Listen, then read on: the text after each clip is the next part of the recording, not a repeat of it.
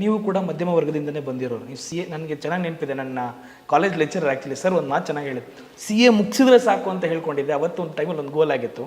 ಒಂದು ಟೈಮಲ್ಲಿ ನೆಕ್ಸ್ಟ್ ದುಡ್ಡು ಮಾಡಿದ್ರೆ ಸಾಕು ಅನ್ನೋದು ಪೇಷನ್ಸಿಗೆ ಬಂದ್ಬಿಟ್ಟಿರುತ್ತೆ. ಬಿಕಾಸ್ ಮಧ್ಯಮದ ವರ್ಗಕ್ಕೆ ಒಂದಲ್ಲ ಎರಡಲ್ಲ ನೂರಾರು ಆಸೆಗಳಿರ್ತವೆ ಸರ್. ಅವ್ರು ಶ್ರೀಮಂತರಾಗಬೇಕು ಅಂದರೆ ಮೊದಲನೇ ಹೆಜ್ಜೆ ಯಾವ್ದು ಇಟ್ಟರೆ ಬೆಟ್ರು ಸರ್? ಹೇಗಿಡ್ಬೇಕು ಅದನ್ನು? ನೋಡಿ, ಮೊದಲನೇದಾಗಿ ಮಧ್ಯಮ ವರ್ಗದವರು, ನಾನು ಮಧ್ಯಮ ವರ್ಗದವರು ಅನ್ನೋದನ್ನ ಮನಸ್ಸಿನಿಂದ ತಲೆಯಿಂದ ತೆಗೆದಾಕಬೇಕು.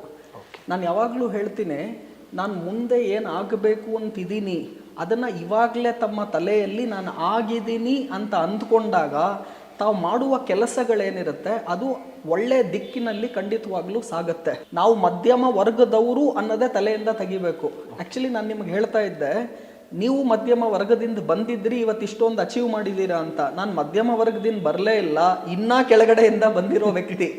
ಆದರೆ ತಂದೆ ತಾಯಿಯ ಆಶೀರ್ವಾದ, ತಮ್ಮ ಪರಿಶ್ರಮ ಹಾಗೂ ನೀವು ಮಾಡುವಂತಹ ಒಳ್ಳೆ ಕರ್ಮ, ನಿಮ್ಮ ಹಣೆ ಬರದಲ್ಲಿ ಏನೇ ಬರ್ದಿರ್ಬೋದು, ಕೆಟ್ಟ ಕರ್ಮ ಮಾಡ್ತಾ ಇದ್ರೆ ಅಕೌಂಟ್ ಬ್ಯಾಲೆನ್ಸ್ ಕಡಿಮೆ ಆಗ್ತಾ ಹೋಗುತ್ತೆ. ನಿಮ್ಮ ಹಣೆ ಬರದಲ್ಲಿ ಏನೂ ಬರದೇ ಹೋಗಿದ್ದಿದ್ರು, ಏನೂ ಬರ್ದಿದ್ರೂ ಕೂಡ ಒಳ್ಳೆ ಕೆಲಸ ಮಾಡ್ತಾ ಇದ್ರೆ ಅಕೌಂಟ್ ಬ್ಯಾಲೆನ್ಸ್ ವೃದ್ಧಿ ಆಗ್ತಾ ಇರುತ್ತೆ.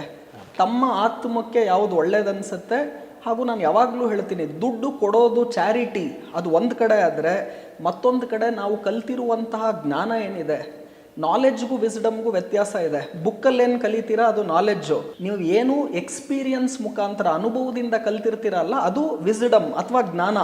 ಅದನ್ನು ಕೂಡ ಇವತ್ತು ಕೊಡೋದು ತುಂಬ ಇಂಪಾರ್ಟೆಂಟ್ ಆಗುತ್ತೆ. ನಾನಿವತ್ತು ತುಂಬ ಚೂಸಿ ಇದ್ದೀನಿ, ಅನೇಕ ಜನ ಕೇಳ್ತಾರೆ ಕಾರ್ಯಕ್ರಮ ಬನ್ನಿ, ಇದು ಮಾಡಿ ಅದು ಮಾಡಿ ಅಂತ.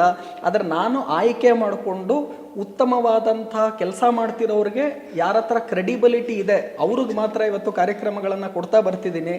ನಿಮ್ಮ ಕಾರ್ಯಕ್ರಮದಿಂದ ಇವತ್ತು ಮಧ್ಯಮ ವರ್ಗದವರು ಅಲ್ಲ, ಶ್ರೀಮಂತರು ಆಗೇ ಆಗ್ತಾರೆ ಅವರು ಅಂತ ನಾನು ಹೇಳ್ತಾ ಇದ್ದೀನಿ.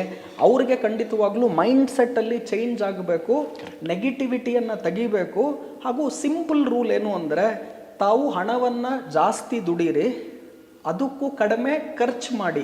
ಸೊ ಇವಾಗ ನೀವು 100 ರೂಪಾಯಿ ದುಡ್ದು 110 ರೂಪಾಯಿ ಖರ್ಚು ಮಾಡಿದ್ರೆ ಏನೂ ಉಳಿಯಲ್ಲ.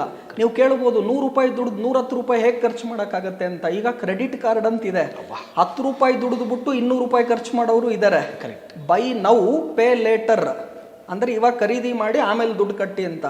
ಯಾರ್ಯಾರು ಬೈ ನೌ ಪೇ ಲೇಟರ್ ಸಾಲ ಮಾಡಿ, ಯಾರ್ಯಾರು ನಾವು ಮಂಚಾಕು ಜಾಸ್ತಿ ಕಾಲನ್ನು ಚಾಚಿ ಹೋಗ್ತಾರಲ್ಲ, ಇವ್ರು ಯಾರೂ ಕೂಡ ಶ್ರೀಮಂತರಾಗೋದಿಲ್ಲ.